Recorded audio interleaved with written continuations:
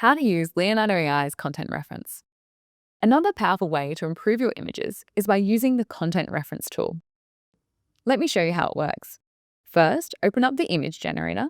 In the prompt bar, type a detailed prompt, for example, an old car with rainbow paint, neon lights at night in a dark alleyway.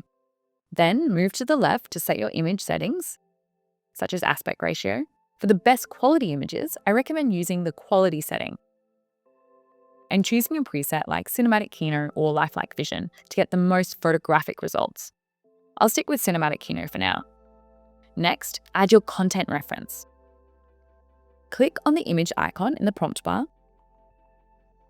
select Content Reference, and either choose an uploaded image or one from your previous generations. I'm going to upload an image of an old car to use as a reference. Once the image is uploaded, it appears in the prompt bar, and you can adjust its strength by clicking the arrow and choosing low, medium, or high. I'll go with high for now, but you can adjust this as you go to fine-tune the results. Now I'll click Generate to create the image.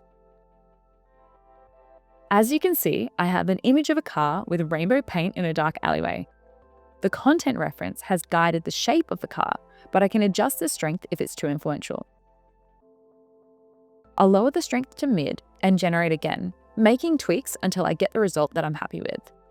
You can repeat this process and keep refining the image. One more tip, you can also use depth to image or edge to image instead, which are great for restyling images while still keeping a reference to the original.